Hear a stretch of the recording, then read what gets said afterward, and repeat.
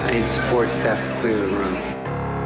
Stand up and walk now. Hello and welcome to The Watch. My name is Chris Ryan. I am an editor at TheRinger.com. And joining me in the studio, now he rules. It's Andy Greenwald. You got a little pep in your step today. I can tell. I'd say, you know what? I've just been potting so much, I'm getting a little punchy. I did Zach Lowe yesterday. I've got you. We've got the big picture one battle after another pod. Then we're just rolling back around. By the way, I've got you. Is that? Yeah. That's what this has become? This is your hour. This Use is it my well. time. We do send this out, right? This is just... By the way, we have some really interesting stuff happening on the show today. It's a gangster-sized mega bonus episode of The Watch because you and I, the usual, like, absolutely razor-sharp bands. The gruesome dewsome. But then afterwards, so earlier this week, I did an event with Sterlin Harjo and Ethan Hawke at Brain Dead here in Los Angeles where they screened the first episode of The Lowdown, and then I chatted with those guys on stage. Kaya was there. The gang was there. Kaya was working. She definitely let me know it was work. Were you trying to like socialize with her? I was just like, what's good? You know, come to the east side sometime. No, we hung in the green room for a little bit. You know, me, you, Ethan. That's right. Jay chillin'. That's right. That's nice. So we're going to put that at the end of this episode. Okay. You can listen to that. Andy and I will get deeper into The Lowdown. The first two episodes went up on Tuesday. It's one of our favorite shows of the year. I love this show. Great show. We'll talk about that next week. So also a little bit of a little bit of house cleaning. Sure. As you may have seen on our social feeds, Andy and I are going to be appearing at Vidiots on Sunday night hosting a panel talk following a screening of the fourth episode of Task. That panel will include Tom Pelfrey, Mark Ruffalo, Brad Inglesby, and the director, Sally Richardson Whitfield. We'll be chatting there. That's KCRW Vidiots event. And we were on the low line of the Coachella poster in that. I don't know that we made the poster. No, but that's fine. Yeah. You know, there's always surprises like Weezer at Coachella last year. I believe the top of the poster said, at the same theater that Sean Fennessy often sees films, we present. Right. I think that's no, right. in any case, what we're going to do is run that on Monday, but we are also going to chat, the two of us, in studio about Task because how could we not? We have a lot to get through today because we have the Alien Earth finale, Slow Horses is back. Yeah. Yeah. And then whatever else is on your mind. No, please. Apparently we have a tight window. I like to keep it moving. Like Jalen Hurts, we can manage a tight window throw. Well, like Jalen Hurts, you're getting more aggressive with me. In the second half of our lives. That's true. Can I, okay, do you want to just get it? Should we just get into it? Is there any other? You know, I'm stalling a little bit. Yeah. Why I've gotten up to the line of scrimmage and now I'm checking to see if I need to call an audible, is I don't want to jump in and be in a bad mood about Alien Earth. Yeah. Because Andy, I have to tell you after the finale, here's my take. Alien Earth didn't fail me.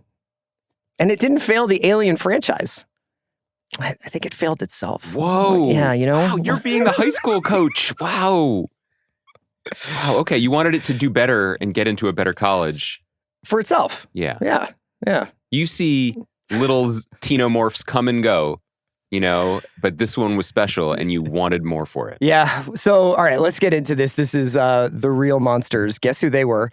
And it's directed by Dana Gonzalez, written by Noah Hawley and Migsy Pensano, sorry. And I think I've been pretty vocal, especially in the early parts of this season, of finding a lot to like about this series. And then the second half of the season, especially, and then this finale, really, really, I felt pretty let down about. I'm not like I'm taking my toys and going home. For seasons of franchise shows, you know, there's a lot of places to go. But I think when I got to the end of this episode and Needle Drop, the hybrid kids have locked up all the mean adults. Yutani is on the way with an air force that she apparently did not feel the need to send the first time she invaded this island. And Wendy now controls two xenomorphs with her voice and all of networked digital equipment with her brain. Do you think she could explain a VPN to me? She is the VPN. Damn it. Yeah, you're right. She's going to be sitting in your room when you get there and she's like, Andy, the Eagles are losing 7. She's a very precocious network. I was like, well, where did we arrive? Like, what distance have we covered over the last 8.5 hours or whatever? You don't want an ending of a season of television to be described as shocking for the reasons that I found this ending to be shocking. Okay. Right? Like, I Go off, King. No, I'm not. You dropped something, King. By the way, we were talking earlier off mic about how you would fare on a political ticket.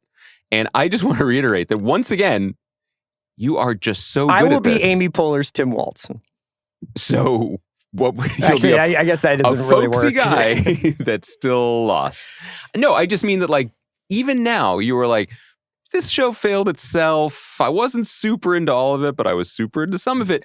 You go. And I'm like, I am so... And the guy is like, record. The guy leans in, rubs her hands together like the yellow suit meme. I'm gonna be modest and controlled here as well. I think that what I mean is, I don't think I was the only audience member who checked to see how much time was left. Like, that's really what we're doing, which is just to move all of the pieces to the middle of the game board and then call game. Mm-hmm. And then, I think most savvy viewers these days also know, with a show of this caliber and of these production values, this expense, talent. When are we going to see season 2? The show has not yet been renewed. It would seem likely that it will be, but when would we see a season 2, considering the challenges involved in the production of it? 2027 charitably? Mm-hmm. I don't know if that is a safe bet to end this way when you have that much of a gap to make up for. I just think that might be poor planning, because it was an enormous letdown, frankly. Yes. Yeah. I think that the thing that let me down was the roads not traveled. Okay. I do not think you can... I am not trying to be like, have bloodlust or anything like that, Mm-hmm. but I don't think you can really set a show in this world... Forget the previous Alien movies. If this was your first experience with Alien and you saw what the alien did to the Maginot in the beginning and then in the middle of the season, how can you go through the end of this season, the last episode especially, and the only people who really get it are red shirts, and then the guy who we thought had an alien burst out of his chest, thus destroying his organs, is resurrected as a zombie by the eyeball, which I guess that's a thing that it can do. It doesn't need any other organs. Well, it doesn't need the sternum. You know what I mean? Okay. Sports science is doing incredible things these days. And then you have this situation where it's like, you have a big fight between Morrow and Kirsch, but they're both fine. You have Dame Sylvia, destroyed by grief and her decision making to prioritize like the furthering of the science that she's been pursuing against her husband and her love and her life and everything and that like that. But she never actually articulates that. She just stares out a window for 2 episodes, basically. And I got to the end of this episode and I was just like, this is just such a punt. This is not really like saying anything other than, what is a human? And I think that the reason why it drove me crazy is because I think no one knows it. Because he hints at Hermit is going to be the person invaded by this species. You know what I mean? Wendy's going to have to make these decisions. What if a human being had then become a xenomorph? Like that is, or a xenomorph hybrid of its own. Like what does that do to their strange, constructed, dramatic relationship of brother, sister, but not really? Right. That's really interesting. Mm-hmm. Kirsch and Morrow kind of just blindly fighting for their corporate entities, I guess, is the least interesting outcome of those 2 fascinating characters who both hinted at different motivations and different allegiances and different kind of internal lives over the course of the season. And just to have it be like, I work for this guy, fight, fight, fight. Well, the Kirsch thing is particularly perplexing because if you just singled out his scenes, it would be incomprehensible to me what his motivations are. Do you share that? I have no idea. He appears to be a loyal synthetic scientist. He then seems to be quite clearly undermining his boss and allowing these creatures to run wild. And then when the moment comes that the rival arrives, he is blindly loyal again, as far as I can tell. That's a tough beat. I do get the sense, and not to read into performances, these are all professional actors, but I mentioned this last week when we were talking about the show, that Alex Lothar, one of my favorite current working young actors, seems perplexed in scenes in a way that isn't even dramatic. And it happened again this week. And I think what I'm picking up on, or at least what I'm supposing, is that it has to do with his character, a good-hearted, big-hearted, one-lunged medic, his shifting attitudes towards mega-violence, where he seems completely fine with his sister unleashing hell through her alien protege on red shirts, but not his red shirts. But then later, kind of on his red shirts too. Yeah. The shocking episode ender last week of What Did You Do is immediately wiped off the board. Because your girl Nibs is fine. She's totally fine. She's dead. I was like, I don't think so. And then not only is she fine, but blemish free. So what was the issue, and how hard is it for even a emotional 8 or 9-year-old to understand that Hermit was trying to stop people from getting killed? I don't like Wendy's ability to solve complex quadratic equations and FaceTime from her own brain notwithstanding. I think she would also be able to understand that her brother is just borderline trying to do the right thing. I think kids actually understand that often more than they understand nuance. Yeah. That was I think bizarre to me. it's also like there are directions that the show goes, like Wendy's seemingly unlimited powers, right? Which develop over the course of the finale episode to the point where she's gesturing in the air and controlling the entire computer network that governs this prodigy facility. She is now able to basically hack any synthetic person who is on the Wi-Fi, and yet it took 7 episodes for her to understand that one of the most prominent people on the island, an island of about, charitably 27 people total, is himself a synthetic person on the Wi-Fi. Well, that's A.D. Edmondson's character, right, Adam? Did she just notice that? I think was it not relevant? Makes it was she's present for Boy Cavalier's speech about I made a fake dad, right? She's present for that. So you could do the TikTok of not the TikTok video, in the journalistic sense of one thing leading to another. Not in the our brave patriots, Larry Ellison is going to help save the social network. God bless commerce and free capitalism. That she heard as that. a vice presidential candidate, I've yet to weigh in on TikTok, but I think that there are good arguments on both sides of the acquisition. God, I love this. I love this for you. What if I just ran for Veep? Mm-hmm. But for I never, whomever. but whoever. Yeah. I was free agent Veep. Do you understand that you were born for this? 25 years ago, you had a 100% approval rating in all bar conversations with any group of people. That is who you were. Yeah. And then at the time, I imagine at some point, Chuck Klosterman probably said something out loud like, if only there was a career path for a guy who has opinions about everything and everyone loves. Then Bill Simmons Larry invented Ellison podcasting. invented the internet. Oh, yes. there you go. And now here we are. So the next logical step is everybody's Veep. CR.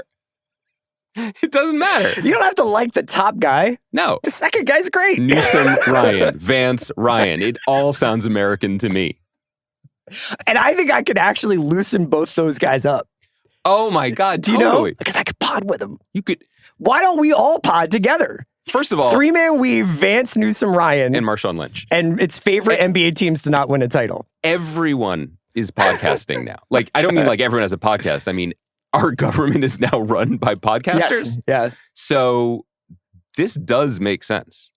And we would clearly so much rather talk about your political trajectory than the finale of FX's $400 million alien television show. Anyway. We'll return to this. By the way, speaking of positivity, the previously on Alien. It's the coolest It's the invention single of the best show. Yeah. thing that It's awesome. It's awesome. The music's great in that sequence. Yeah. What was I talking about? We were talking about Wendy's powers. And whether she knew. Right. You could say that was the progression of her realization. But it does seem like someone who is in a Lamborghini internet body might be aware of what's a machine and what's not. Mm-hmm. And she wouldn't need plot armor to accomplish that. Yes. And I think that in a vacuum, these small, are we sure about that moments are insignificant. the greatest shows of And all I'll time allow have many that of them. Boy Cavalier and Dame might not understand the true extent of Wendy's powers because clearly we do not understand the true extent of the powers of AI now, right? Like, so there is... What do you propose to do about it, candidate? Well, it's an interesting topic. And I think that what we have to do is get to the bottom of it, but also remember how we got here. Do you know what's going to be amazing is when your campaign, all your campaigns, crashes and burns when the moderator is just like, one final question for candidate Ryan. How do you feel about the Avatar franchise? And I thought you were going to be like, how do you feel about cigarette smoking? Well, one of the two. And in the break room, you just see like, like some, like Donna Brazil, like, no, don't say it. Anyway, these small things in a vacuum are all forgivable and almost not worth devoting a podcast to.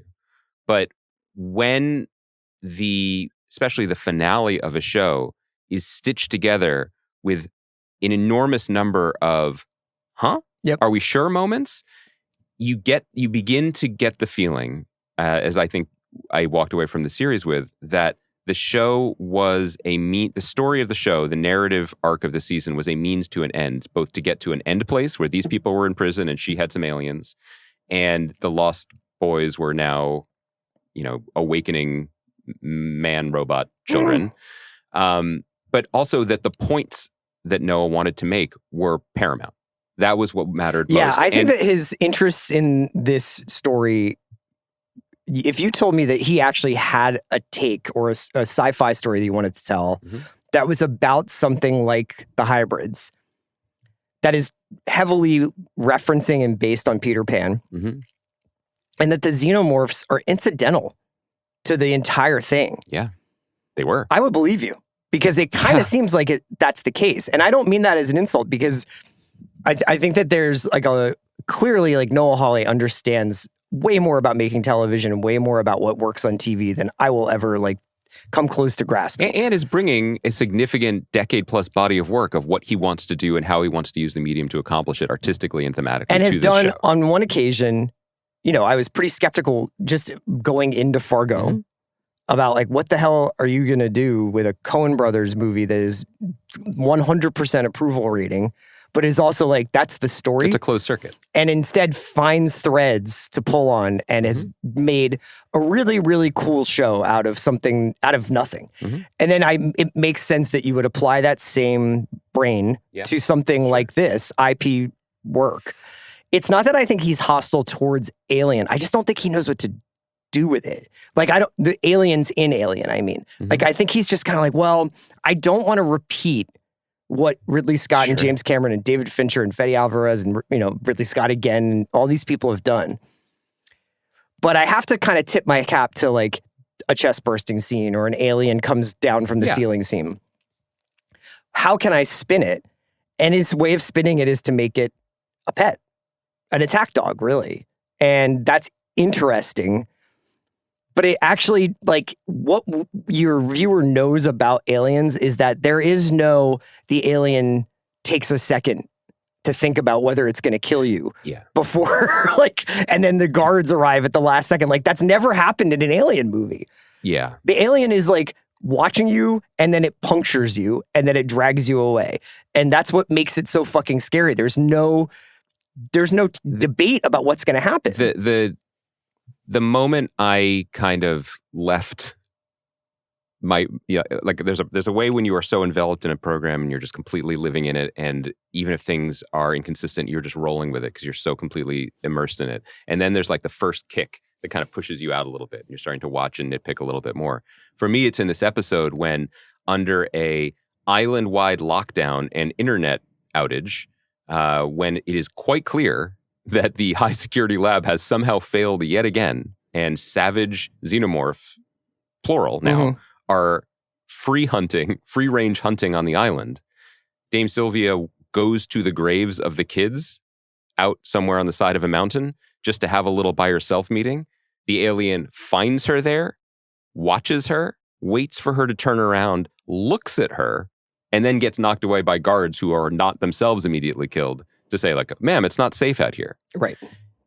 Boy Cavalier is established as a preening, egotistical megalomaniac. This episode really underlines that he has ADHD. Yes. He's playing with a pill bottle. This is it's a tough beat to introduce a plot point that apparently important 20 minutes into the finale. Adam says, like, you know, the extremity of your ADHD requires... A curse says that. When he goes to visit the now hostile, you know, galaxy-sized powered Lost Boys, he walks into their cell with one security guard. Mm-hmm. Neither of these scenes are particularly strong examples of human behavior, I would say. That's behavior that is dependent on what you want the characters to do, the shot you want to take, where you want them to end up. Like the kid sitting in the cage. Yeah, and him walking into the lion's den is a cool shot. And Essie Davis realizing her life is over, except it's not, in front of a xenomorph is also beautiful and, you know, haunting. And she is to some degree the only human avatar left on the show. But all of this, for me, makes it fails because the central argument of the show is who are the real monsters. Well, I guess the takeaway is humans, but where are the humans? Right. I don't see them in this show. I see a white-blooded, completely inscrutable robot fighting a one-armed cyborg rage machine. Right. I see a bunch of little kids in superpowered bodies and xenomorphs and plant aliens and sheep eyes and Hermit being like, I guess I'm a human, but what's going on here? It's tough. I mean, you touch on for a finale to be this dependent on not a finale, a season to be dependent on locking mechanisms to be when it's really just a suggestion. It's just a whisper of a thought. A high security lab, whether it's on the Maginot or it's on Boy Cavalier's island, is really just another stop on the walking tour for anyone to go in and out of constantly. I think for me, it summed up most when you have Hermit and Morrow sharing one of these cells. And when Morrow wakes up, and there's sort of a bizarre line of dialogue. I'll try and find it. I definitely took it down. But he, the first thing he does when he wakes up is he goes to the door and jiggles the handle. Classic high security future. Honestly, not a bad idea in that place. That's what I'm saying. When he gets out easily, he just grabs a set of keys from the guard and immediately unlocks his cyborg arm because the guy was carrying the keys around. To his cyborg arm. Yeah. Again, to make a story unfold in the way you want it to unfold, happenstance and convenience is going to be a part of it. It's just the long chain of happenstance and convenience to get us to a place to set us up for a future season that rankles. I truly do try to stick to like what we were given on screen and not read too much into postseason interviews. Noah Hawley has talked to a couple places. I think Hollywood Reporter is where I read this, where he talked about one or two things. One is that he typically works in 10-episode seasons. And this is the first time that he had worked in an 8-episode one. He said this was 8. He also pointed out that he had to do essentially an alien movie to start the season. Yes. Gets back to Neverland for 2 episodes, then goes back out into space to do the Maginot origin, gets back, and then has to, basically has a 3-episode arc to get to the end of the season. And I don't know whether that's like the strikes, the cost of making this, whether or not they had Timothy Oliphant for as much time as they needed him if they wanted to do certain things. He seemed to fail. Yeah, I mean, I have no idea, but I wonder if there's a better 10-episode season of this. And I also think that one of the reasons why you and I are so on edge about watching some of this stuff, and we keep saying things like the lock and her powers, which have yet to be discussed until the end, of being that massive. I mean, I know she's able to communicate with Hermit in the beginning of the season. But that would suggest that she already can do that. And why would you then let her roam free without an off switch? Yes. Right? We got an email a couple weeks ago from someone named Alan, which was very good because I think he picks at something that probably for a solid chunk of our listeners is the case, which is basically we've gotten Andor pilled. And that ages ago, Tony Gilroy came onto The Watch to talk to y'all about the Narkina 5 arc of the Andor Season 1. Season 1, yeah. Tony talked about the writer's room and Luke Hall spending a lot of time figuring out how a space prison would work. Like if the prison had no bars, what would keep the prisoners trapped? The floor is electrified. That would mean the prisoners would be barefoot. Shout out Boy Cavalier. how do you prevent the guards from being shocked? They'd have to wear these heavy boot things and so on and so on and so on. But all that detail about the architecture and functions of the prison dictated the movement of the story. Would Alien Earth have benefited from that kind of planning? I think it's a great question. It's a great point. A couple things in what you were saying. One is... Thanks for the email, Alan. I think, and thank you for the dramatic reading of it. I think... I love when you read emails on the show. It gives me time to... Do you actually? Well, they're great emails. Yeah. Gives me time to check mine. No, another fundraiser from Vice President Ryan? Who's running for Attorney General in New Mexico again? Wait, it's Chris? A couple things about this. I think it's a very fair question to ask if, due to budget reasons or production reasons, the episode order was trimmed.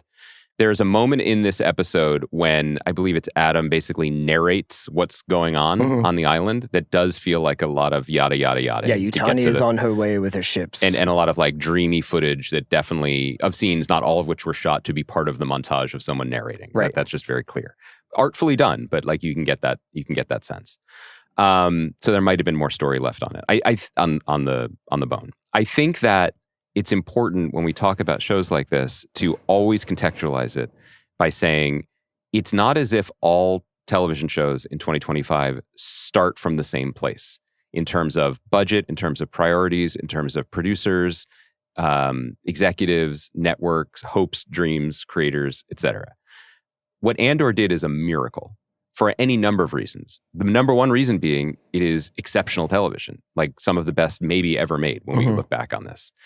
It is also not repeatable. Not just repeatable, not unrepeatable because margins have changed and Disney isn't investing in Star Wars that doesn't involve puppets as much anymore. It's not repeatable because it is a unique chemistry, not just of Tony Gilroy and material, but Tony Gilroy and Kathy Kennedy in charge of Disney at a moment of transition at Disney. We need hours of TV for Disney Plus. And him Here's saying, I can deliver it. Yes. And him saying, okay, great. I'm going to hole up in my brownstone with my brother and Beau Willimon and Tom Bissell. And we are going to spare no expense, and we are going to operate on the highest possible level at all times. Everybody sets out to do that, but it's not always possible. Noah, by contrast, works differently, thinks differently, has different aims and goals, but also the aims and goals of Fox, of FX, of John Landgraf, of the nature of like having a room and then shooting in Thailand. Like all of this goes into it. So I don't want to hold them up next to each other and say, one is better than the other. But I think that the larger takeaway from the email that I definitely agree with is the standard has been raised. And I think that what we're bumping on is the difference between a show that is dedicated to giving us a complete thought, both narratively, but also thematically, politically, visually, artistically, which is Andor, and a show that is maybe an imperfect vessel for what motivates the creator. Yeah, right. And I am never going to come on this podcast and say, oh, I wish creators had less opportunity to express their innermost hopes, dreams, and passions. But this feels a little bit at the end of these episodes like an ill-fitting garment for some of it. I wonder whether or not also there was something about this story that he felt like he needed to tell to get to the next one. Which is a tough beat for contemporary television. But this is also a creator who has worked in a somewhat anthologized fashion in TV in the past. Other than Legion, he has. And I would not be shocked if... Now, he has said in his interviews, he was like, but it is a very interesting situation because even though Wendy is like, we rule now, all these ships are coming, and also, what does she rule over? Those people in the prison? Humanity. I think that's kind of like, we don't work for you. We're not showroom models. We are, you're the showroom models. Is that what the new skinny iPhone is going to say? That's why I'm not updating to that new OS with the bubbles. Like that's no, thank you. Do you think that there's any promise for future seasons in terms of like creatively, like your interest level? Yeah, I mean, I think the constant. I don't know if that's a good question. No, but I think the constant of our conversations over the last 8 weeks have been, I think, incredibly impressed by some structural decision making, and some just idea generating that is at the root here. And then some frustration with the sort of the straitjacket of the first season problem. And then maybe beyond that, what we're starting to tease at today is like, maybe there's a cool show about AI and humanity and hybrid machine robot baby people, but is that an alien show? Do we want aliens in it? I mean, the alien ultimately are the least interesting thing, I think about this show. Don't you think? In how they are deployed? I think that the alien is the show. I mean, if you just were like, it's about AI and synthetic people and immortality and Peter Pan, I would just be like, I'm not that interested in that. I'm not that interested in it in a vacuum. But if you tell me every other detail about this is the same, in the sense that there is... The coolest shots in this episode are still like the alien, dissolve against the sun, on a mountain top somewhere on this island, screaming into the night, into the void. Like, that's cool to me. Like, I don't know. That's your platform. Single issue candidate. I'm interested in the stuff that I think I'm interested in a lot of the things that Noah's interested in. I think xenomorphs are the best part of this show. They're Americans too. I think the world run by 5 cutthroat corporations with a blurring line between what is human and what is machine, and a guy basically being like, I've invented immortality, but I'm really just mostly compelled by the works of J.M. Barrie. And so I'm making sure that this follows like the deep Peter Pan cuts. The moment when they're in prison, it's Jane. When Wendy's like, actually Wendy was the most popular. And then, but Peter got mad later when she grew up. And so he came and kidnapped her daughter. I'm like, it's like explaining the plot of Jurassic World 3 to me. Yes. Like, let's stay focused here. We get the bit. Although I was impressed that in the finale, Wendy's, self-upgrade finally allowed her to stop saying the boy genius. Yes. She said boy K. I was like, let's go with that. But all I'm saying is I actually found the most interesting template for a longer-running Noah Hawley series to be the things that I think he was more interested in.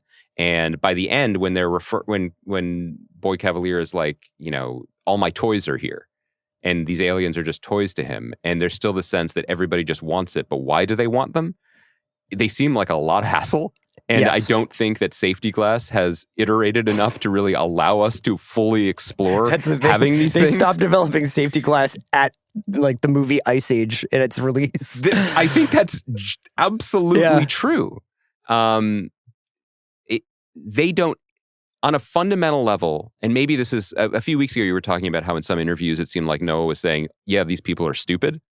I'm paraphrasing. Sure. But at a certain point, the characters on the show are not serious people about what they're messing with and what they're doing. And it's hard then for me to take it seriously. The boy's character is that it's kind of like making a piece of art about someone who's a great writer and not showing the writing, right? Yeah, like, or something about a musician who writes the greatest song of all time. This guy is a genius multi-trillionaire and seems like a kind of an idiot. Now, you could say, oh, I can think of some examples in our current setup where that's the case as well. Yeah. But there's really no evidence to suggest that this guy would even be trusted by anybody, to do any of this stuff. The last thing I'll just leave us with is the fact that still these aliens have not gotten off that island. So you could still like theoretically throw a blanket on top of it and be like, aliens have never been to Earth, or nobody else knows about this, and nobody else is like, xenomorphs.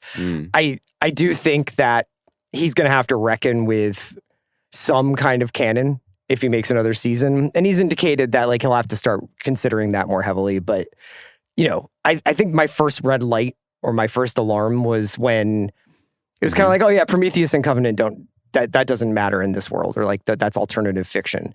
I admire the creative chutzpah, but it's like, well then what are we watching then, right? Is that the first time you've used Yiddish on this podcast? Shana Tova, my brother. That was a dog whistle for this dog. The high hollies, man. As our resident alienologist, can you don't comment? Put that on me. You don't I like it. Are you running under Andrew Yang's no labels I just party? I don't want LV426 to get mad at me. But go ahead.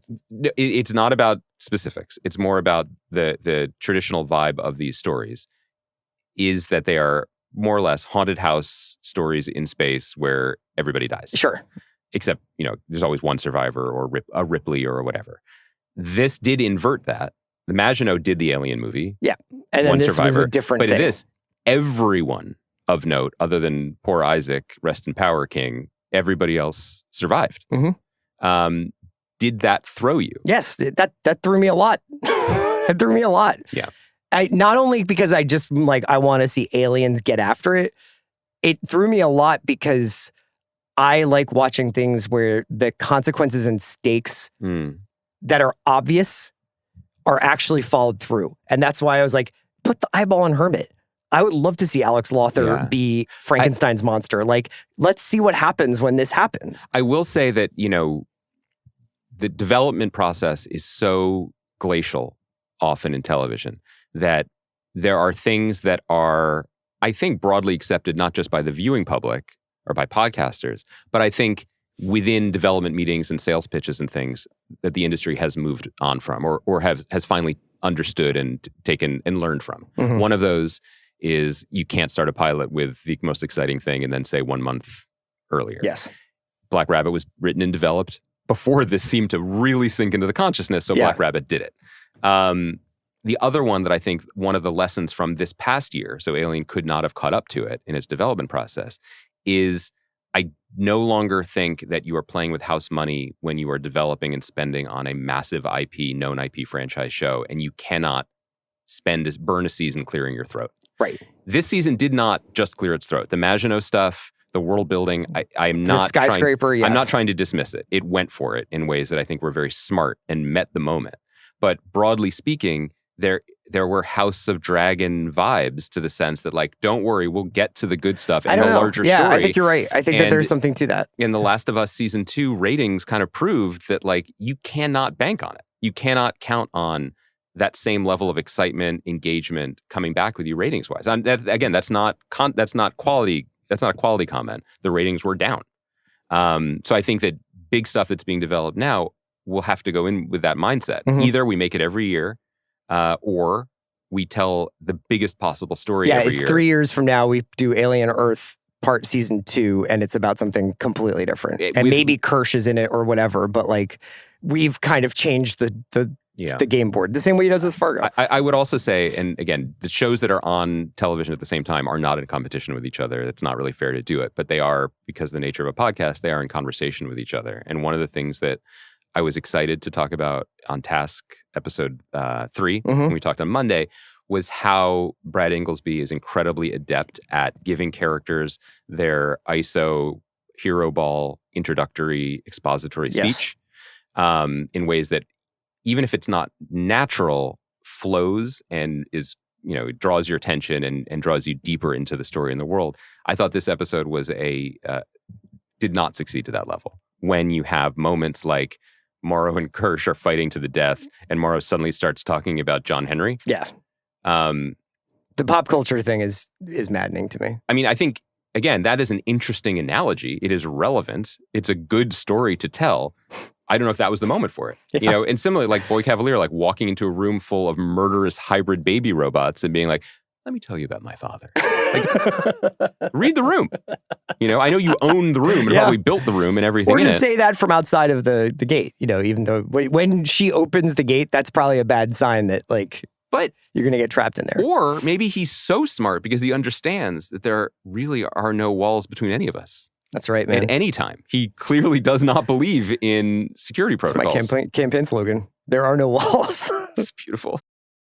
Let's talk a little bit about the first episode of Slow Horses, season 5. We still have this Lowdown thing to get to, so we can keep this brief enough because this is a setup episode for the most part. I found it to be the most viscerally kind of electrifying and almost confrontational of those Slow Horses. Here's the bomb. Here's the moment that puts the case in motion.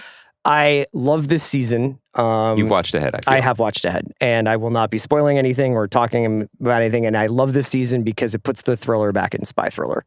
I think that obviously they're following along with Mick Herron's books. This one is based on London rules.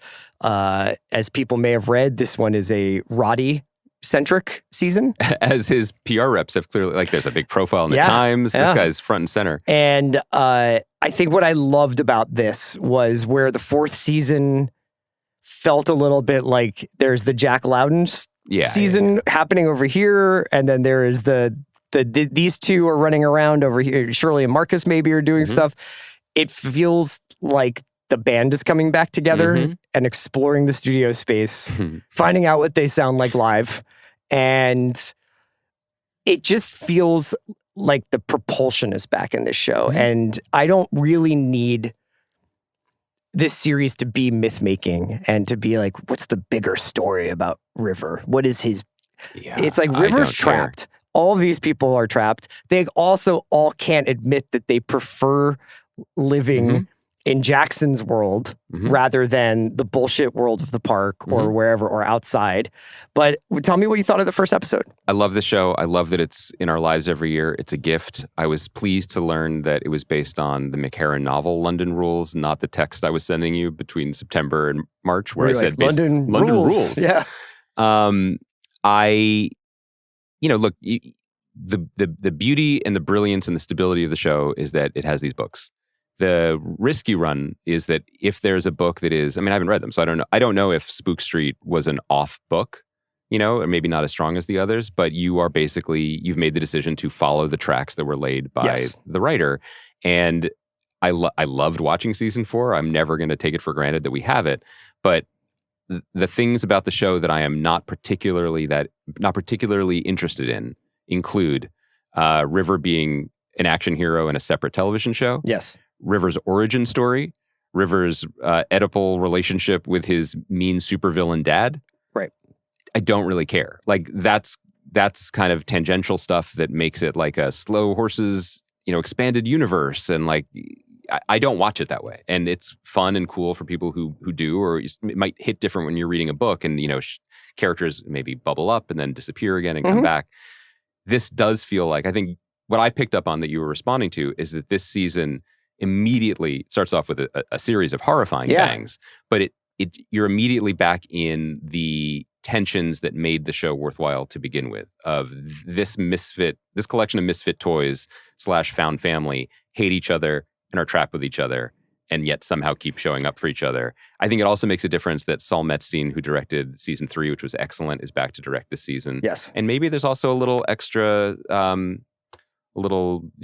gas in his engine, because this is Will Smith, who has won Emmys and has been the showrunner and main adapter of the series since season 1. This is his swan song. He's stepping back from the day-to-day showrunning after this They're season. also back on home field. So being back in London, starting the season with, and we'll spoil the first episode going forward, the first sequence is essentially a mass shooting at a campaign stump promotional... Not even. It's just like that guy has a table in what appears to be like a council flat. Like he's trying to register people and get them to vote for the Sadiq Khan stand-in that Nick Mohammed is playing. Who is the current mayor in the world of Slow Horses. Yes. He's the incumbent. And he is running against a populist demagogue, vaguely Nigel Farage-ish, a Farage-ish character.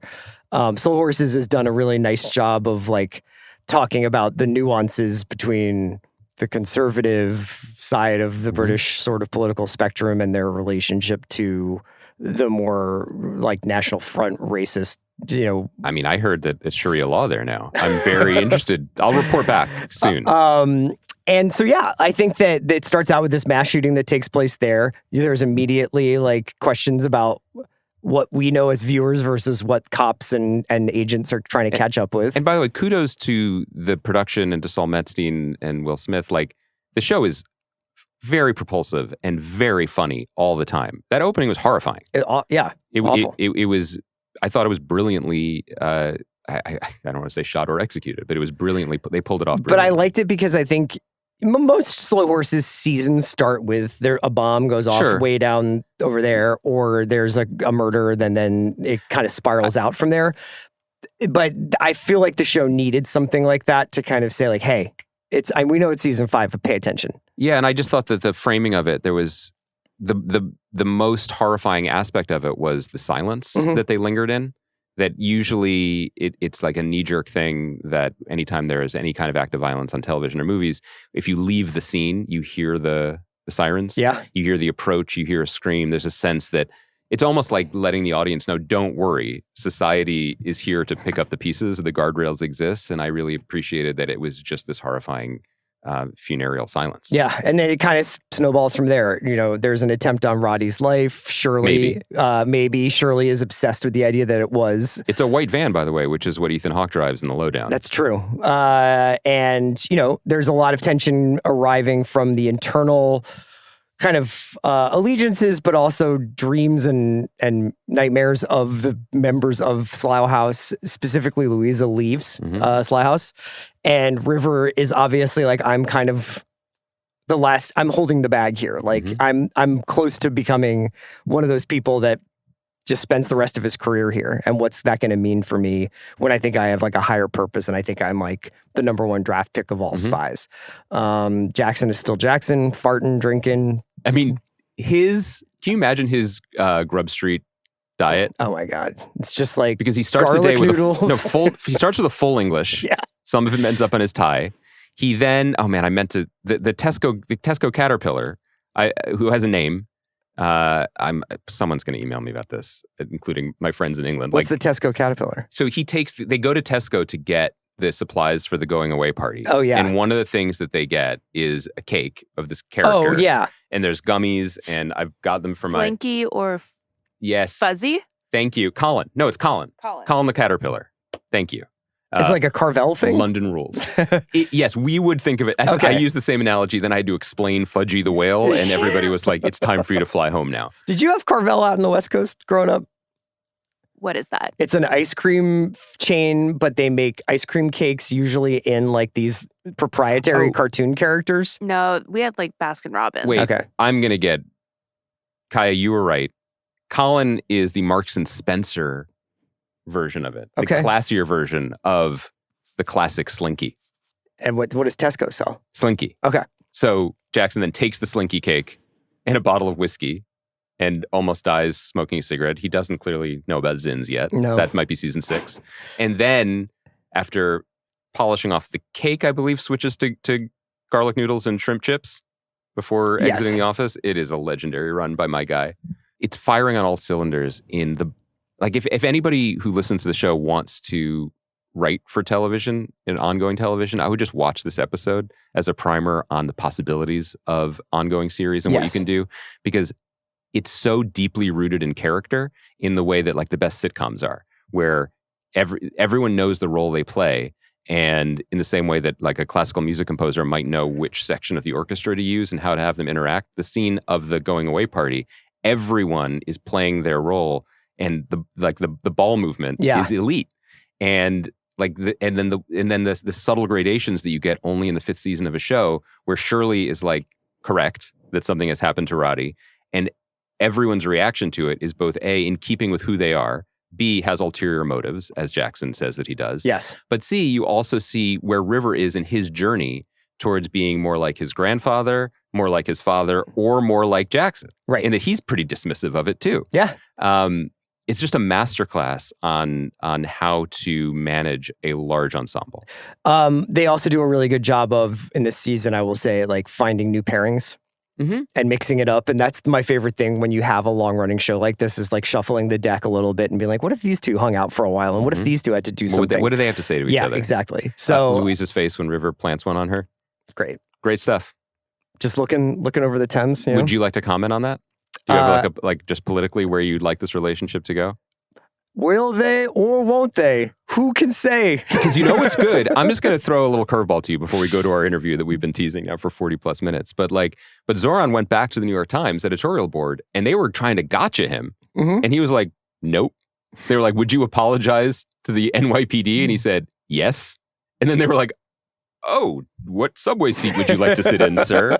Do you have any takes? Yeah. Like, it's kind of amazing. Yeah. If you just, that's my platform. I just speak my truth. Let's get into that Lowdown interview. So this was recorded on Monday night, and I was myself and Ethan Hawke and Sterlin Harjo. It was really cool. A bunch of the cast of the Lowdown was in the audience, so it was really cool to see them interacting with Ethan and Sterlin while they were on stage. They told some great stories, and it was really awesome. I think I understood these guys like working together, but these guys are like creative brothers, and it's really cool to see someone of a different generation like Ethan Hawke just be like, now you are my guy. Like, let's make stuff together. And it's one thing Ethan Hawke is notorious for. He doesn't like making stuff. He doesn't. It was a really cool chat. Thanks to everybody who came out, and we will be back on Monday with another one of these where we have a panel talk, but this time with the cast and creators behind task. Kaya, will you be there? I will. East Side Kaya. That's right. That's wild. Wow. I Wait till know. you see the culture we've got out here. Venturing over to Eagle Rock on a Sunday. Traffic will be fine. It's true, on a Sunday. Yeah. Greenwald, great to see you. See you on Monday.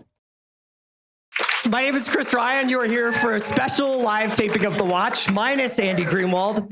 He apologizes, but I do have some special guests to introduce. So without further ado, let me bring out the creator and star of The Lowdown, Sterlin Harjo and Ethan Hawke.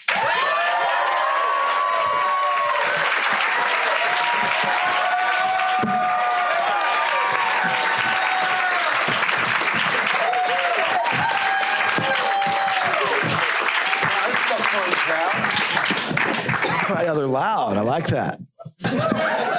Guys, thank you so much for doing this with me. I'm so glad everybody just got to watch the first episode.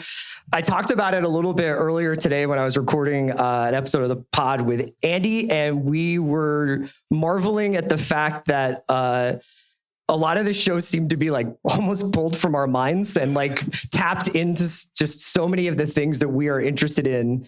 I think you can really feel that this is something that you guys actually wanted to see on screen. So I wanted to know if we could just take me through Genesis, take me through how this project came together. Yeah, I mean, it's funny because Ethan and I had met before Reservation Dogs. We started writing a project together, and we just kind of became friends and like good friends. And we share music together, and we talk literature and blah blah blah. And and then he was in Res Dogs, and I think Ethan thought he was going to be like. So I'll be a cameo or something, I thought it was going to be a cashier attendant or something. But as soon as Ethan Hawke said he's going to be in the show, I was like, well, let me go and write you the biggest role of one episode, And so he became Laura Dannon's dad, and came down. We filmed. It was a great time, and that was kind of like, I knew after that I wanted to work on something, like whether it's a film or whatever. Like we needed to do something because we just gelled. And then, I was kind of like thinking about what to do after Res Dogs. And there's this old script that I had. It was actually a feature to begin with. And it was just like the first 20 pages. And I had written the first 20 pages like 15 times. And a friend of mine inspired the character Lee. His name is Leroy Chapman. He's a journalist that I worked with at this place called This Land Press. I literally rode around with him in a white van. And he told stories about underground stories of Tulsa. And we made this video called Tulsa Public Secrets. He passed away, and I just was inspired to write this character. And it wasn't meant to be like a bio, but like inspired by sort of the spirit of him. Because he was also he was a journalist, and he was sort of a thorn in the side to the establishment, And he had a lot to do with kind of helping the Tulsa Race Massacre, that come out, which had been covered up in Tulsa, not talked about. And so, through the work of This Land, we did a lot of work about truth. And anyway, so I started thinking about what would I do next after Reservation Dogs. And I was like, I'll turn this story into a pilot. I rewrote it, wrote it as a pilot, sent it to him under the guise that I wanted notes. And you could tell the rest of that. Well, it was a really old school trick is what it was. He literally said, because we had been writing together, before Res Dogs started. So it kind of made sense. He's like, hey, thinking about submitting the script. Is this ready to go out? What do you make out of this? You got any notes? Does it work? And I was like, sure. So I open it up and I read about this character owns a bookstore. I'm like, this is me. like, why is he not offering me this movie? Oh, I forgot to mention, I did sort of like when I was writing this character and rewriting some of what I already had, I did a sort of Ethan Hawke pass because I'd written for him already and knew him at this point. And I literally texted him like, script's fine, but I should be in this. and Stone just showed back, yeah, I can fix that. I was like, Tell me a little bit about the specific nature of your collaboration, because you mentioned like at looking possibly trolling him for notes, but like as the show starts to come together and as you start to map it out, Ethan, were you working with the writers? Was it more of a kind of I'm on set kind of as a creative figurehead for the show? How did that work? it's a little mysterious. I really trust Sterlin, and this is Sterlin's dream. This is his city. This is inspired by people and a world that he knows extremely intimately. I felt immediately when I read this first 60 pages that I understood this guy. I never thought twice about it. I wanted to play that character really badly. And so we have a great, it almost feels like being in a band together, where we would talk about ideas. We would talk about fatherhood. We would talk about what journalism means. We'd talk about Hunter S. Thompson. We'd geek out about different Jim Thompson, different things that we thought the show should feel like. And I really trusted him to lead. Once the show gets green lit, you've got a couple months to write a novel. Sure. And he doesn't need to be checking in with me constantly or having too many cooks in the kitchen. But I also felt that he really trusted me, so that I would read drafts and be like, hey, wouldn't it be cool if I did this? And you'd be like, yeah, that'd be cool. Or that wouldn't be cool. Or this. And we found a vocabulary that was Lee together. Yeah. And it was extremely rewarding and interesting to go. I had an incredible supporting cast every day that I would wake up. They're all sitting on that row right there. Raise your hands. Stand up real quick. Yeah. So like,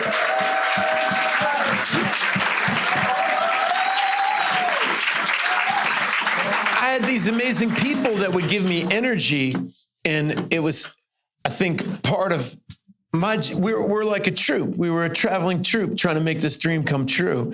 And I never felt like Sterlin didn't want to hear my ideas. Never. And I knew I was safe. He's very fun to work with. It's hard to say it with you sitting right here, but it's okay. It's okay. Yeah. It's a little. He was asking me to jump off the high dive, and he was asking everybody to jump off the high dive. And he wasn't sure how we were going to land, but he knew we were going to. By hook or by crook, we wouldn't finish until we did. And if I ever thought something was wrong or some other cast member, Stone's the first person to say, what do you mean? Why do you think it's wrong? All right, what do you think? What would be funny? And we also really like each other. So if he's not laughing, I'm not happy, you know? And so it was a fun set to go to, because my job was, here's a negative way of putting it. He gets bored so easily. and so if it's boring, I'd see him behind the monitor and go, okay, this scene sucks. And he'd be like, yeah, do something else, And but it's strange. It's like we were meant to work together, and we have such similar kind of like styles as far as blocking a scene goes. Mm-hmm. And we're also not precious. Like once I write it, once it's down, it's like, let's do whatever we can do to make this better. Can I actually just ask you a follow-up for that? Like you just casually mentioned some similar styles of blocking a scene. Can you tell me what that means? Because there is a energy that is present in this episode and the following episodes where I love how Lee is like always moving through his space. Can I go? Yeah. A lot of times you can go whenever you want, by the way. I'd be driving to set, and it's the first thing that comes to mind. There's a million things that come to mind, but I know that it's the scene where I have to like pitch my idea for the story to my editor at the Heartland Press in the show. And and I know I know that we're under time pressure, and I know that the DP is going to want me to sit there and the other person to sit there, and we can get this scene really fast. So I'll sit there, and I'm like, but you know what? You can't sit down. Can't sit down. Can't sit down. Yeah. If I do sit down, I'm getting right back up. And that's going to make it such a pain in the ass to shoot. And I've got a history of making movies. I know what a problem that is as a director if an actor has an idea like that. Like, I have to pitch this to Sterlin the right way. And instead of doing it the right way, I come in and go, I can't sit down. And Sterlin's like, you can't sit down. You know? And then everybody else just has to roll with it. Yeah. You know? Yeah, I mean, it was interesting, like, you know, because I don't know, like we would come on set, he would say, yeah, I just don't feel like, I'm like, I know, you know, like we gotta like, and we wouldn't even kind of finish the sentences. And then it would be like, well, let's just see what happens. We would do that a lot. Let's see what happens, you know? And we start walking around and start saying the scene. Usually we sit down and start trying to read the lines. And then it's like, oh, let's just get up. Well, what if you walked over here? And it was kind of like jazz in a way, you know, we're improvising as we go. But it always meant something. It's not like, I think that a lot of times people will look at a scene and it's like, okay, there's two people talking. Let's just have them talk. It's going to be brilliant. We're going to shoot it. It's going to be brilliant. And it's not brilliant. Like, because you can also take those two characters sometimes. And I'm not saying I don't do that, but like you could take those two characters sometimes and get to some sort of other truth about the scene with the way that they move within the scene. And you have a lot of experience now, and you know what smells like real life and what doesn't. I've never had this happen to me in my life. I'm doing a scene, and I, in the back of my mind, know that I know the difference between when Sterlin is really turned on and when he's like thinking about what's not working. Sure. You know? And It gets real obvious. yeah. But so we're acting the scene, the cameras are rolling, and all of a sudden my director walks in to the shot. This is boring. What is it? It's almost like he's trying to smell what's fake, you know? He's just standing there going like, nah, well, maybe go over there, maybe. What do you think? And then all of a sudden I'm like, okay, I got it. I'm free. I was feeling trapped too. And once that happens, and it's so exciting. One time we were in the middle of doing a scene, and it wasn't in this episode, but Sterlin had the idea where we just start shooting the scene, and Sterlin's like, what if he's wearing the same hat you are, and it's bugging you? It's getting on your nerves. And it takes like a normal scene and totally screws it up. Because we started doing the scene halfway through the thing. It's like, are you wearing my hat? He's like, well, it's not your hat, it's a hat. No, hats are my thing. And it's so weird and it doesn't make any sense, but it reminds me of like shit that happens with my friends. And so all of a sudden the scene smells real. Do you know? And like, just, if I may, Michael, steal the story that you told the other day, I'm going to do it. You're nodding. Yeah. Michael Hitchcock, everybody. I went up to him before a take of whenever they're in the estate cell, and I said, you should slap Lee on the ass when you get up there. And like, it's like that stuff that I feel like, you know, it's within the character, it's within the story. And Michael said that, you know, that told him everything that he needed to know about their relationship. Yeah. And I think it does to an audience too, right? It's like, oh, they have history. They know each other. They flirt with each other. They mess with each other. They bug each other, you know, whatever. There's all this stuff that's kind of cooked into it. Yeah. That kind of tells your history. And then, and similarly with Killer Mike, who is amazing. It's like first time ever. I mean, like, I love the familiarity that they have with each other. And they are just sitting across from each other. But it's like, you know, I remember Ethan going, maybe I should just like try to sit in his, like, maybe I should sit here. And I was like, well, what if you sit there and then he kicks you out of it? Yeah. You know, and it's like, it's great. And it's like, there's no reason for it, but it's just right. Get out of my barber chair. And then all of a sudden they know each other. And you're always hunting for those weird little behaviors that unlock character. Yeah. I mean, we were just talking about All the President's Men upstairs, the scene where he's like, is there anywhere you don't smoke? You know, and it's like, has nothing to do with Nixon. But you're like, oh, I totally understand the relationship. That movie's a great example. That they play a lot of that movie in two shots and wide shots. And it's really great because you can see Hoffman and Redford's interaction. Yeah. So you actually watch them working together and you don't feel manipulated. And the film has a great sense of realism. That's really heightened, and you feel like you're in the room with them because they're good and their behavior is good, but that the director was willing to say, actually, you know what's interesting about the scene is the way they're sitting. that's communicating something.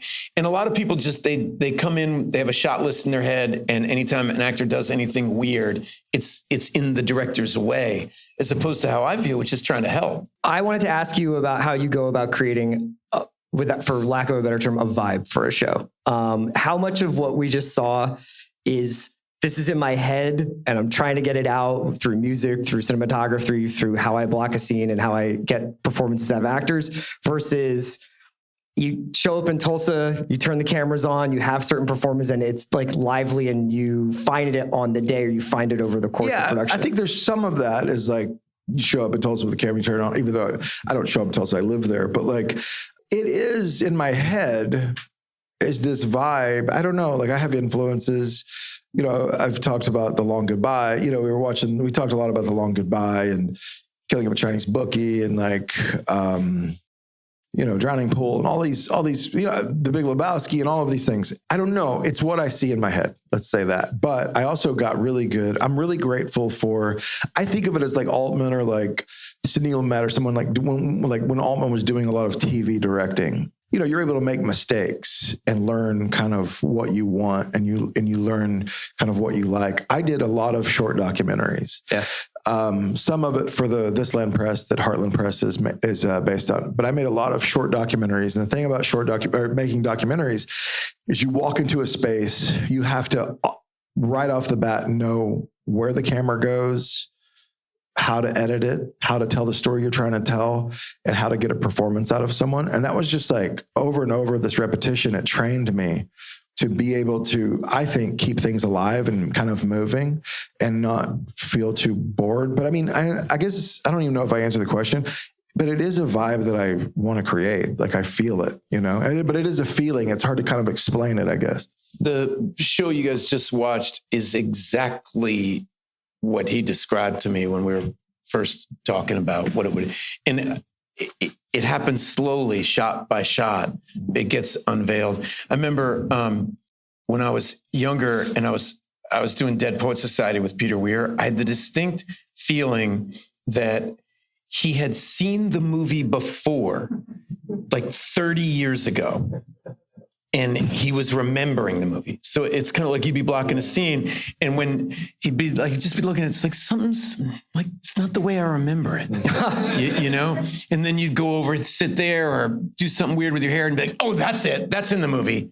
Like as if like he was, do you know what I mean? Yeah, that's amazing. It's very strange to me because that is how it happens.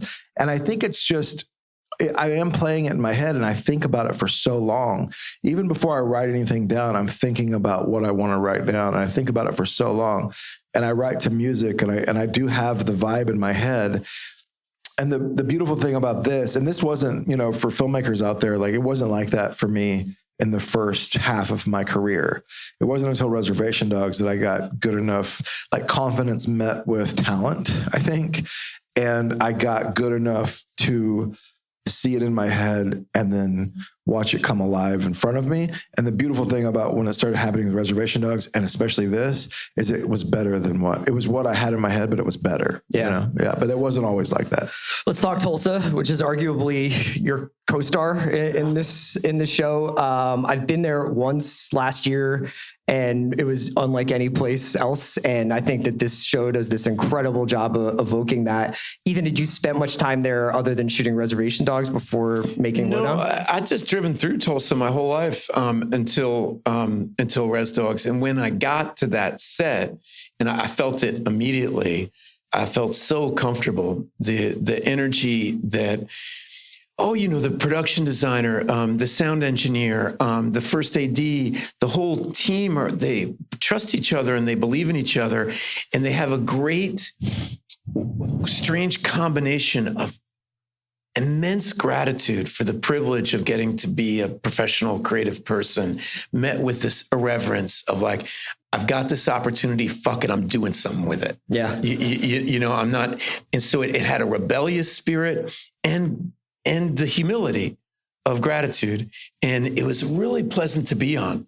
And the way Eric Edelstein almost bought a house there. This guy was just he won't quit talking about it. It wasn't just Sterlin. It was the company of players and of people that really cared about making something to make it, not about what was going to happen later or what it was going to get them. It's like, what are we doing today? Yeah. How could today be cool? And that's an energy that really, really turns me on and is pervasive in Tulsa. The history of Tulsa, the pain of Tulsa, the love of Tulsa it's right on the surface. And, you know, we've seen a lot of noirs in, you know, New York and LA and Chicago and Boston and New Orleans. And this is a really unique part of America that is actually extremely interesting to be at right now. Yeah. To talk about all the crimes of America are on the surface in Oklahoma. They're right there and you can see them in the people and the places, in the architecture. It's alive and it's present. And so it's a perfect place for a noir. Yeah, it's also like, I don't know. I think there's something, and everyone can have this. There's this, especially, I'm talking about the film side of things, because there's such a lot, you know, it's growing, the film industry there, but it's like, it's been so few and far between. We're all independent filmmakers. So when we got these opportunities, Res Dogs and, you know, something like Killers of the Flower Moon comes and shoots there, it's like, everyone is just so excited to be working on something. And I just think like, and that's not just Tulsans, you know, people from LA, crew from LA or crew from Louisiana or Atlanta would come and work as well with us. And, you know, like they would just be crushed if they had to leave because they just felt something there. And it was that mix of what Ethan's talking about and also like just being so happy to be doing this. I mean, this is what we're doing. You know, we're trying to tell stories. I'll give you an example. We had the wrap party when we finally wrapped the show, and it wasn't anywhere. It just was right where we finished shooting. Yeah. A party erupted. We were on a street in Tulsa, and you know, somebody brought some beer, somebody brought... All of the trucks just lowered their, whatever that thing is. Yeah, and everybody just starts sitting on it, and music was playing, somebody lights a fire, and everybody starts congregating. And I hung out there for a couple hours. It's like, all right, this is fun. I've never seen this happen, but I've got to go pack because I'm flying tomorrow. So I left for a couple hours, and I packed up the house and fed the dogs, and I was like, it's like now 12:30. I'm like, what if they're still there? So I get in the car and I drive over. Everybody's still partying. There's more people there. I'm like, all right, I park the car and sit down for another couple hours. And that doesn't happen. I wanted to ask you about the strip that Lee's bookstore is on, because it is kind of a slice of heaven on earth. You've got a touch of vinyl, the record store. You've got Josh Fadum store, everybody. You've got the law offices, Macon Blair's law offices, and then you've got Sweet Emily's. Yeah, Sweet Emily's, which is a diner out of my dreams, and then Hoot Owl. Don't forget. Yeah. And the moment Ethan walks into Hoot Owl before he gets jumped, and he's like, I'm home. And it's like, I think everybody here has probably had that feeling walking into a used bookstore. You're like, I'm going to spend 3 hours here. Yeah, this is awesome. Playing, yeah. Tell me about making this little world inside of Tulsa, because you had to construct that, right? Yeah. I mean, like, what's interesting is that block's really cool. I mean, my first feature film that I ever made, 4 Sheets to the Wind, I shot there. So like, we just kind of like in that same building, and I made a diner and I made a bar, and the main character lived upstairs where Lee lives. And it just so happened that this building was free again and we rented it. And this old restaurant diner thing, nothing ever survives on that corner. And so we just like, I would love to open that diner, like keep it. But like, it was basically having a little backlot on 6th Street in Tulsa, and able to and we rented it all, and we put all of the businesses right there. And it was just sort of, because at first it was like, at first he actually went to the coffee shop as like the Waffle House. Then he would come back to the bookstore. Nothing was close, but it was like, what if they're all kind of close together? And then it just represents Tulsa as a street, a specific part of Tulsa, and it just worked out beautifully, and it's like, Cody Lightning, who plays Waylon, who's the wild guy with the cowboy hat, who's like, I kill people, Lee. Funny enough, he was the lead actor at 19 years old in 4 Sheets to the Wind in that blog. So he got to come back and, that's amazing. Yeah. You got to come back and do security. Exactly.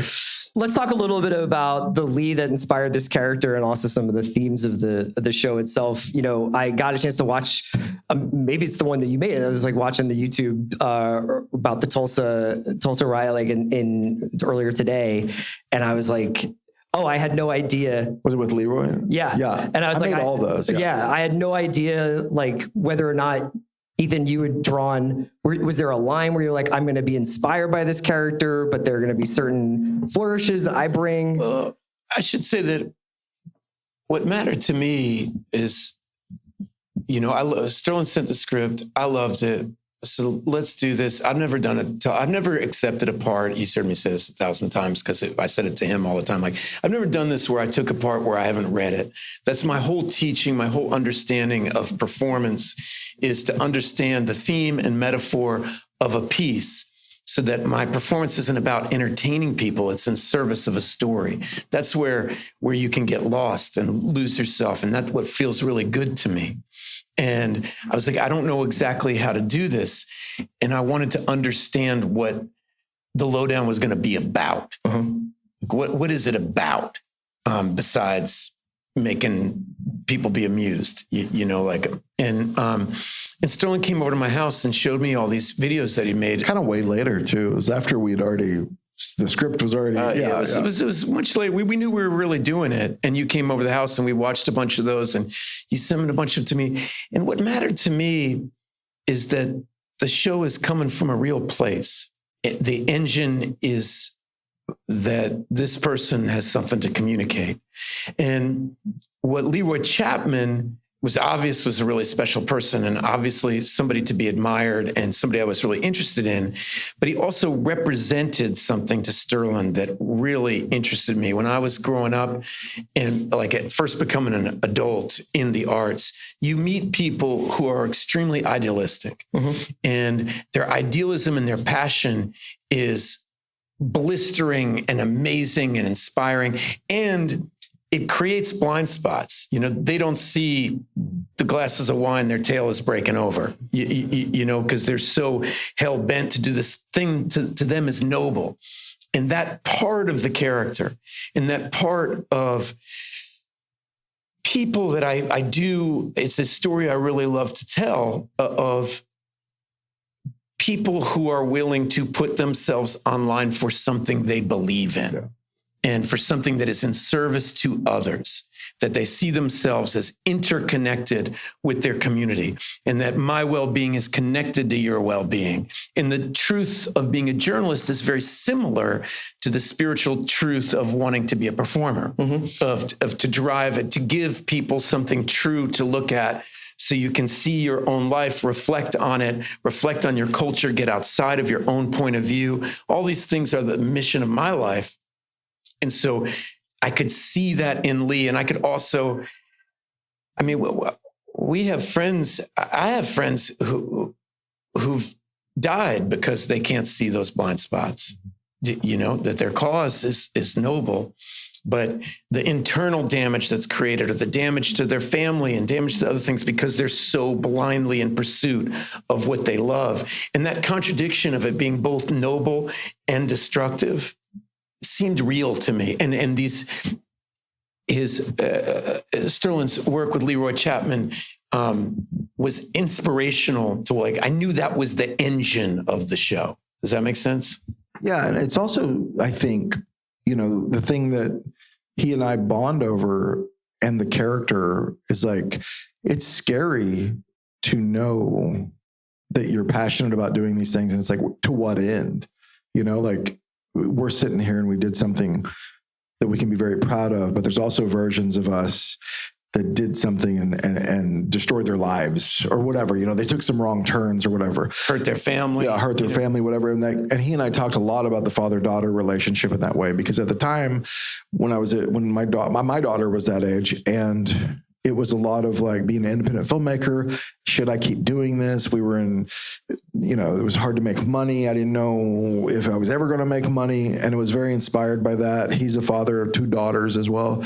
And, you know, as far as like Leroy too, it was kind of this, it was this idea though of, I didn't want him to feel like it wasn't a biopic because I didn't want him to feel like he had to do one thing. You know, I wanted him to be free in that. And so that's why it was just kind of a jumping off point. But yes, like it was to embody these people that kind of inspire us and sometimes, you know, get too close to the flames. Yeah, I mean, I found him to be an incredibly entertaining inheritor of the legacy of like the private investigator over the course of, you know, probably all the books and movies that we love. And there are some guys who are just like really laconic and they'll do something a little bit just to watch what happens. And then there are the guys who are shambolic and they kind of just happen into it. But Lee is like, I'm fucking jumping through the glass window here and we'll see who reacts to what here.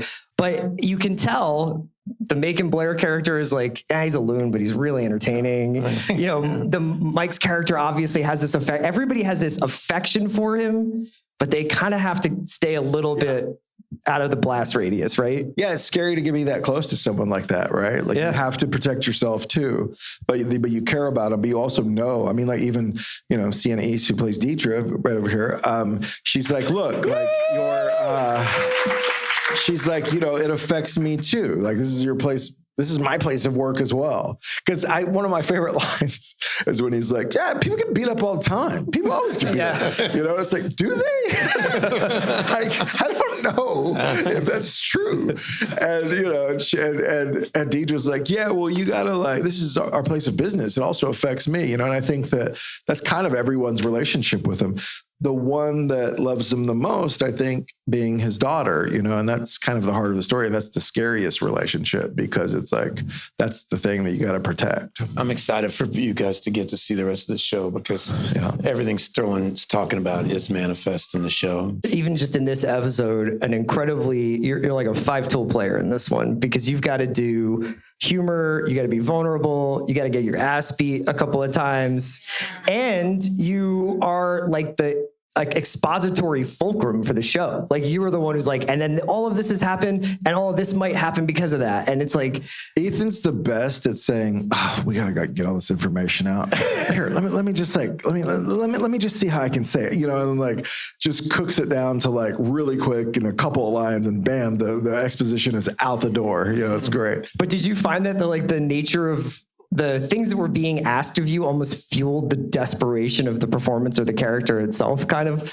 Yeah. I mean, there's a rebellious spirit to Sterlin. There's a rebellious spirit to try to make a show like this and put it out into the homes of America and say just to imagine that anyone would care, you know, and we had a lot of pressure on us in that and not enough time. And you can use that as permission to fail, or you can use it as wood in the stove. Yeah, you know. And so I enjoy that. I felt like we were making an epic, you know, 8-hour indie movie, and we were trying to shoot it well, trying to shoot it smart. And I know that all that has to do with preparation in your mind. And sometimes it's like, all those movies that we love, you know, like we're in LA right now. I'm sure all of you are like movie lovers. It's like all those movies that we love.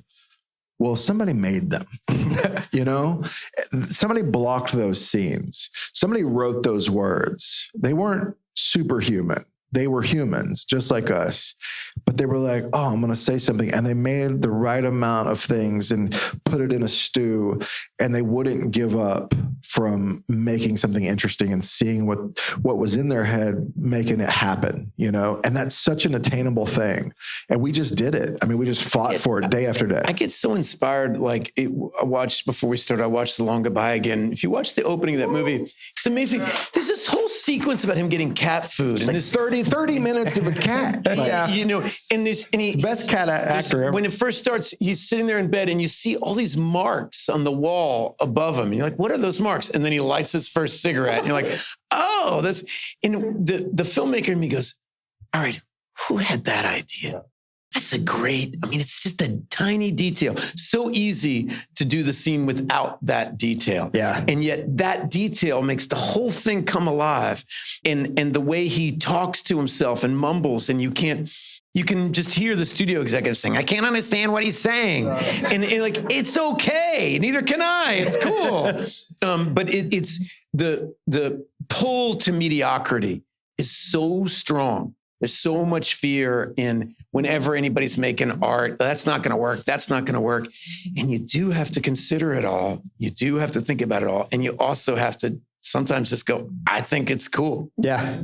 Yeah, and what do we remember that movie for? The cats. They can. Yeah, and I mean, like, hats off to FX for giving us the freedom. It's true. A lot of them are here tonight, and I feel so blessed to have my first experience in television be with them, because these people are all really serious about putting substantive, meaningful art into the world and making it a commercial enterprise. Meaning like, what if we could do something really cool and have it work?